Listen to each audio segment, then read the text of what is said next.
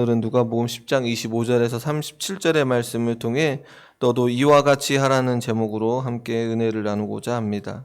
오늘 본문은 누가복음에만 기록되어 있는 우리가 일명 선한 사마리아인의 비유라는 내용입니다.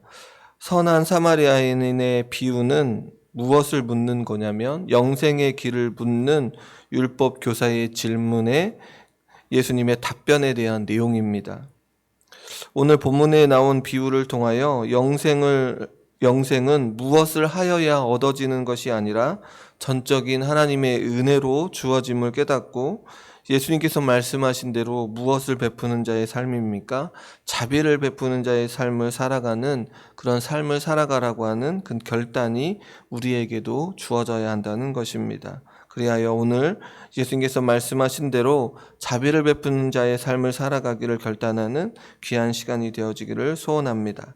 본문의 내용은 어떻게 시작하고 있습니까? 율법교사가 일어나 예수님께 질문을 하며 시작합니다. 25절에 보니 어떤 율법교사가 일어나 예수를 시험하여 이르되 선생님 내가 무엇을 하여야 영생을 얻으리이까? 라는 그런 질문입니다. 새롭게 하나의 사건이 시작되어지는 이 과정 속에서 율법교사가 일어나 예수님께 질문을 하는데, 그런데 율법교사는 진리에 대한 궁금증이 아닌 예수님을 시험하기 위해 영생에 대하여 질문을 하고 있다는 것입니다. 마태복음 22장 35절에도 이러한 본문이 있는데 그 중에 한 율법사가 예수를 시험하여 묻되, 마태복음에도 기록되어 있는데 율법교사가 예수를 시험하여 묻는 장면이 나옵니다. 본문 역시 예수님께 어떤 의도를 가지고 있는 거냐면 악한 의도를 가지고 시험했다는 것을 알 수 있습니다. 이러한 악한 의도를 가지고 있는 율법교사가 일어나 예수님을 시험하는 질문을 합니다. 율법교사가 어떠한 자입니까? 율법에 능통한 자이고 전문가입니다. 유대인의 종교에 대해서 너무나도 잘 알고 있는 전문가임을 알게 되는데, 그런데 오늘 본문을 잘 읽어보면 사람들이 앉아 있는데 그가 일어나서 질문을 하는 것입니다. 이러한 모습을 보고 있다면 지금 어떠한 모습을 상상할 수 있냐면 예수님께서 가르치고 계시는 가운데 거기에서 율법교사가 일어나 질문을 하는 것입니다. 그런데 이러한 질문을 하고 있는 그 율법교사가 어떤 의도를 가지고 있냐면 악한 의도로, 우리가 본문을 읽어보았으니까 자기를 어떻게 여겼죠? 옳게 여기기 위하여 일어났다라는 것입니다. 우리가 보통 질문을 한다라고 하는 것은 궁금증이 있어서 질문을 하고 자기가 어떤 것을 얻기 위하여 질문을 하는 것인데, 율법교사는 그렇지 않다는 것입니다. 예수님을 시험했다는 말은 진짜 몰라서가 아니라 자신의 질문에 대해 예수님께서 어떤 답변을 하는지 듣고 싶었던 것이고, 이 말씀을 유추해 보면 자기를 드러내고자 했던 것을 알게 됩니다. 그러면서 율법교사는 예수님을 어떻게 부르고 있습니까? 선생님이라고 부르고 있습니다. 그리고 그 질문에 관한 내용을 잘 살펴보면 무엇을 하는 것과 영생을 묶어서 말하며 질문을 하고 있습니다. 다시 말하면 영생을 어떠한 행위를 해야만 영생을 얻는 것인가? 라고 하는 질문입니다. 누가복음 18장 24절의 말씀에 보면 예수께서 그를 보시고 이르시되 재물이 있는 자는 하나님의 나라에 들어가기가 얼마나 어려운가? 라는 말씀이 있습니다. 우리가 읽은 이 본문에서 영생을 하나님의 나라에 들어가는 것이라고 말했습니다. 영생은 하나님 나라에서 누리는 생명입니다. 율법교사의 생각은 무엇입니까? 어떠한 일을 해야 영생을 얻는다는 것입니다. 행위에서 영생을 얻는다는 것입니다. 영생에 관하여 은혜로 주어지는 것임을 생각하지 않고 행위의 결과라고 생각하고 있습니다. 이러한 생각이 유대인들이 가지고 있는 일반적인 영생에 대한 개념이었습니다. 예수님께서는 이 율법교사의 질문에 답을 하는 대신에 도리어 그에게 질문을 하십니다. 26절의 말씀에, 오늘 본문 26절에 무엇라고 말하고 있습니까? 예수께서 이르시되 율법에 무엇이라 기록되었으며 네가 어떻게 읽느냐라고 질문을 하시며 율법교사에게 답을 대신하십니다. 율법교사는 율법의 전문가임에 그에게 율법에 무엇이라고 기록되었느냐고 또 그것을 네가 어떻게 읽느냐고 묻고 계십니다. 예수님께서는 율법교사가 어떠한 생각을 가지고 있는지를 어떻게 하셨다? 다 알고 계셨다는 것입니다. 예수님께서는 이 율법교사가 어떠한 의도를 가지고 일어나 자신에게 질문을 하고 있는지를 다 알고 있다는 것을 우리는 이 말씀을 통하여 알게 되는데, 예수님의 질문에 율법교사는 막힘없이 답을 합니다. 그러니까 이 답을 하고 있다는 것은 질문에 궁금증이 있어서 답을 하는 것이 아니라는 것을 우리는 알게 됩니다. 예수님의 질문에 율법교사는 막힘없이 답을 하는데, 네 마음을 다하며 목숨을 다하며 힘을 다하여 뜻을 다하여 주 너의 하나님을 사랑하고 내 이웃을 내 자신과 같이 사랑하라고 하였나이다 라고 말합니다. 신명기 6장 5절과 레위기 19장 18절의 말씀으로 답을 합니다. 특히 신명기 6장 5절의 말씀은 유대인들이 날마다 반복적으로 암송하는 말씀이기에 그가 예수님의 답을 하는 것은 그렇게 어렵지 않은 것입니다. 율법은 하나님을 사랑하는 법을 우리에게 가르쳐주고 있으며 하나님의 백성으로서 이웃을 사랑하는 법 또한 가르쳐 주셨습니다. 율법이 규정하고 있는 하나님의 사랑과 이웃 사랑을 항상 변함없이 마음과 목숨과 힘을 다해 자기 자신을 사랑하듯이 하라고 하는 준엄한 명령입니다. 그러므로 율법교사는 율법의 핵심을 아주 바르게 이해하고 있었습니다. 그러나 중요한 것은 그것을 어떻게 무엇을 행해야 영생을 얻을 수 있다고 생각하는 것이 문제였던 것입니다. 그러면서 예수님께서는 율법교사의 답을 들으신 후에 무엇라고 말씀하십니까? 그것이 아니야 라고 말씀하시지 않습니다. 무엇라고 말씀하셨습니까? 네 답이 옳다. 네 답이 옳다라고 말씀하십니다. 그러니까 율법교사가 알고 있는 이 율법의 정의를 너가 너무나도 잘 알고 있다. 그러면서 무엇라고 말씀하십니까? 이를 행하라. 그러면 살리라라고 말씀하고 있습니다. 그러니까 너가 율법을 아는 대로 행하며 살라라고 명령하고 계십니다. 예수님께서는 율법교사에게 네가 말한 대로 실천하라고 요구하셨습니다. 성도님 여러분, 그런데 이제 문제가 생깁니다. 이 율법을 완전하게 행할 수 있는 사람은 단 한 사람도 없습니다. 로마서 6장 23절의 말씀해 보니 죄의 삭은 사망이요 하나님의 은사는 그리스도 예수 안에 예수 우리 주 안에 있는 영생이다.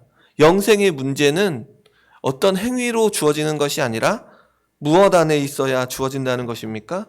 그리스도 예수 안에 있어야 주어진다는 것입니다. 우리에게 주어지는 영생은 그리스도 예수 안에 있음을 깨달아야 합니다. 무엇을 행하여 얻어지는 것이 아니라 은혜로 주어짐을 기억해야 합니다. 지금 예수님께서는 구원받은 백성의 삶의 원리로 말씀하고 계십니다. 율법을 행함으로 영생을 얻을 수 있다고 하는 생각이 잘못되었음을 가르쳐주고 있습니다. 이러한 예수님의 질문에 율법교사는 자기를 옳게 보이려고 예수님께 질문을 다시 하는데요. 29절의 말씀이 그 사람이 자기를 옳게 보이려고 예수께 여짜오되 그러면 내 이웃이 누구니까? 라고 질문을 합니다. 율법교사는 예수님의 말씀을 이해하지 못했던 것입니다. 하나님께서 율법을 주신 의미를 알지 못했습니다. 자신을 옳게 보이려고 질문을 하고 있습니다. 그러면서 이웃이 누구입니까? 그는 잘 알고 있을 것입니다. 누구가 자신의 이웃인지. 레위기 19장 17절과 18절에 나오는 이스라엘 백성들의, 다시 말해 자신이 생각하는 이웃에 대하여 사랑을 다 베풀었다고 자부하고 있는 것입니다. 이스라엘 백성들, 자신에게 속해 있는 이웃은 이스라엘 백성들이라는 사실입니다. 그러면서 자기는 그 이웃의 하나님 사랑과 이웃에 대한 사랑을 다 베풀었다고 자부하고 있는 것입니다. 예수님 당시의 유대인들은 적어도 사마리아인과 이방인들은 자신들이 생각하는 이웃의 범주에 들어가지 않았다는 것입니다. 그러기에 이후에 나오는 사마리아인이 등장하는데 이는 율법교사의 이웃이 아닙니다. 그러나 정작 율법을 이야기하고 있다는 것은 우리가 알고 있는 율법을 말하면 하나님의 사랑과 이웃사랑에 관한 범주가 사마리아인이 들어가지 않습니까? 그렇지 않다는 것입니다. 예수님께서는 사마리아인의 이 비유를 통하여 율법교사의 잘못된 생각을 바로잡아 주고 있는 것입니다. 그러면서 율법을 완전히 지키는 자가 없다는 것입니다. 율법을 지키는 것이 얼마나 어려운지를 보여주고 있는 것입니다. 예수님께서는 율법교사의 질문에 대하여 비유를 들어 답을 하십니다. 어떤 사람이 나오는데 이 사람이 유대인인데 예루살렘에서 여리고로 내려가는 길에 누구를 만납니까? 강도를 만납니다. 예루살렘은 해발 760m의 고지대에 위치하고 있습니다. 예루살렘 성전에서 일하는 제사장이나 레위인들이 많이 살고 있던 여리고는 해면보다 250m 낮은 저지대입니다. 이 두 지역 간의 거리가 약 한 36km 정도가 되는데 길이 가파르고 길 옆에 암석들이 많아 도둑들이 자주 나오는 곳이었습니다. 제롬이라고 하는 사람에 의하면 4세기 말까지도 강도떼들이 자주 출몰했다고 밝혀주고 있는데 이러한 지역을 지나가는 유대인이 강도를 만났습니다. 강도들이 옷을 벗기고 때려 거의 죽은 것 같은 상태가 되었는데 버리고 갑니다. 그대로 두면 죽을 수도 있었습니다. 이러한 상황에 한 제사장과 레위인이 지나갑니다. 내려갔다라고 하는 이 말을 통하여 성전에서의 직무를 마치고 돌아가는 길이었던 것입니다. 그런데 이 제사장은 어떠합니까? 공경에 처한 사람을 보고 피하여 그냥 지나갑니다. 제사장은 율법을 충실하게 지키기 위한 것이라고 생각했습니다. 지금 율법이 상충되어지고 있는 것을 보게 됩니다. 레위기 21장 1절의 말씀에 보면 여호와께서 모세에게 이르시되 아론의 자손 제사장들에게 말하여 이르라 그의 백성 중에서 죽은 자를 만짐으로 말미암아 스스로를 더럽히지 말려니와 라고 기록하고 있습니다. 율법에 의하면 제사장들은 죽은 자를 만져서는 안 됩니다. 그런데 지금 강도 만난 자의 모습은 죽은 것은 아닙니다. 거의 죽은 것처럼 보이는 자입니다. 그런데 이런 자를 확인하기 위해서 만져봐야 되는 것 아니겠습니까? 그러다 만약 죽었으면 무엇을 어기게 되는 것입니까? 율법을 어기게 되는 것입니다. 분명 이 제사장들에게 이 강도 만난 자는 누구입니까? 이웃입니다. 그러니까 아직 죽지 않았음에도 불구하고 정함을 위하여 피하여 나아갔던 것입니다. 이와 같이 레위인도 그곳에 이르러 그를 보고 피하여 지나갔습니다. 의식적으로 정결을 유지해야겠다는 생각으로 보고도 피하여 지나갔던 것입니다. 이들이야말로 레위기 19장 18절에 명시된 사랑의 계명을 누구보다도 더 잘 이해하고 지켜야 하는 사람들 아닙니까? 그럼에도 불구하고 레위인도 앞서 지나간 제사장과 다르지 않게 강도 만난 죽게 된 자에게 아무런 도움을 주지 않고 피하여 지나갔던 것입니다. 이러한 상황 속에서 누가 나옵니까? 사마리아 사람이 여행하는 도중에 이 강도 만난 자를 만나고 그를 어떻게 여기고 있습니까? 앞선 제사장과 레위인의 모습에서 이를 어떻게 여겼다라고 하는 말은 나오지 않습니다. 그런데 사마리아 사람은 이를 어떻게 여겼습니까? 33절의 말씀에 보니 그를 불쌍히 여겼다라고 기록하고 있습니다. 사마리아 사람은 강로 만난 자를 불쌍히 여겨 기름과 포도주로 그 상처에 붓고 싸매고 자기 짐승에 태워 주막으로 데리고 가서 돌보아 줍니다. 그리고 이튿날 주막 주인에게 2데나리온을 주면서 이 사람을 잘 돌보아 달라고 비용이 덜면 돌아와서 갚겠다고 말합니다. 이 당시에 숙박비가 얼마냐면 12분의 1데나리온 정도가 된다고 하는데 아마 보름 이상을 유숙할 수 있었던 비용입니다. 그러니까 얼마나 많은 비용을 지불하고 있는지를 알게 된다는 것입니다. 강도에게 맞은 유대인에게 요구한 것은 아무것도 없습니다. 그를 불쌍히 여기며 돌보아 주었다는 것입니다. 예수님께서는 이야기를 다 마치시고 율법교사에게 제기하였던 질문인 내 이웃이 누구니까라고 하는 이 질문을 바꾸어 물어봅니다. 무엇라고 물어봅니까? 36절을 자세히 보면 네 생각에는 이 세 사람 중에 누가 강도 만난 자의 이웃이 되겠느냐? 이웃이 누구냐고 물어보는 것이 아니라 이웃이 되겠느냐라고 예수님께서 질문을 하고 계시는 것입니다. 예수님께서는 법적인 의미에서 이웃을 말하는 것이 아닙니다. 누가 그에게 이웃이 되어 주었느냐라고 하는 그런 질문인 것입니다. 강도 만난 사람은 실제로 율법적인 의미에서 제사장과 레위인이 이웃입니다. 사마리아 사람에게는 이웃이 아닙니다. 그러나 합법적으로 이웃도 아닌 사마리아 사람이 무엇을 베풀어 줍니까? 사랑과 긍휼과 자비를 베풀어 주었다는 것입니다. 그러므로 문제는 무엇입니까? 누가 내 이웃이냐가 아니라 누가 내 이웃이 되어 주었는가라는 것입니다. 예수님의 말씀의 중심은 무엇입니까? 단순히 누군가가 나의 이웃이라는 사실이 사랑을 만들어내는 것이 아니라 사랑이 이웃을 만들어낸다는 것입니다. 이웃이라고 하는 사실 때문에 사랑이 되는 것이 아니라 사랑이 있어 이웃을 내 몸과 같이 사랑하라고 하는 그 말씀을 나아간다라는 것입니다. 사랑이 이웃을 만들어내는 것입니다. 그렇다면 율법교사의 질문인 누가 나의 이웃인가라고 하는 이 제한적인 범위를 벗어나 나는 누구의 이웃이 되어야 하는가? 예수님께서는 지금 질문이 무엇입니까? 너는 누구의 이웃이 되었느냐?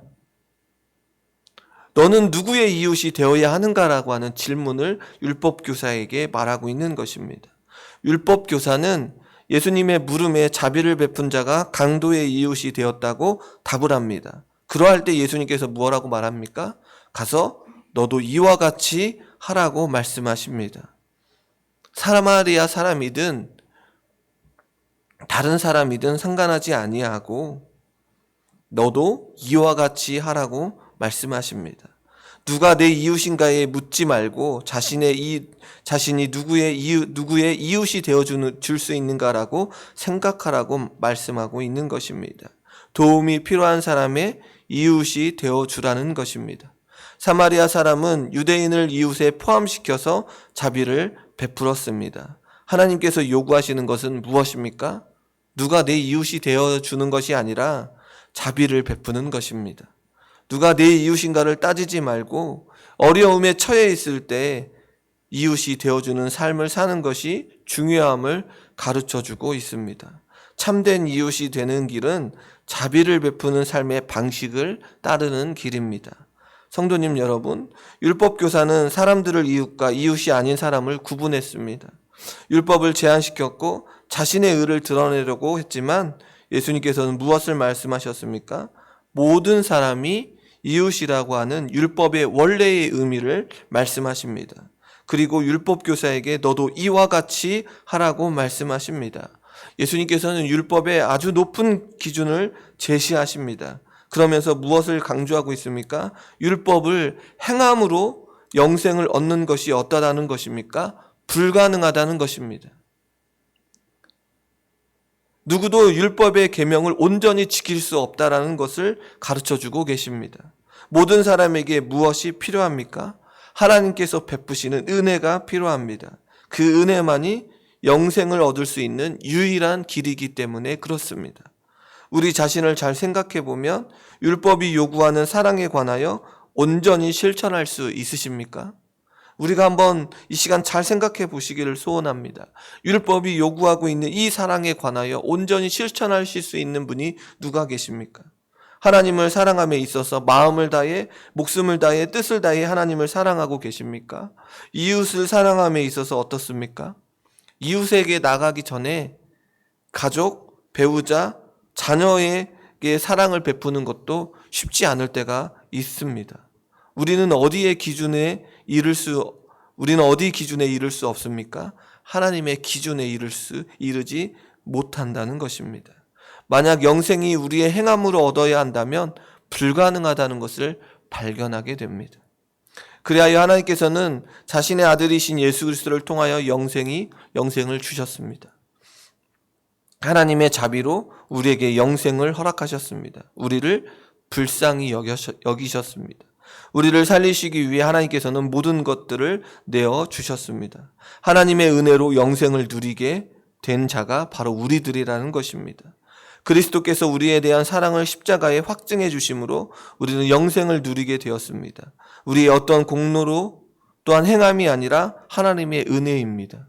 율법 교사의 모습처럼 우리의 의를 드러낼 수도 없고 우리의 모든 것들을 드러낼 수가 없다라는 것입니다.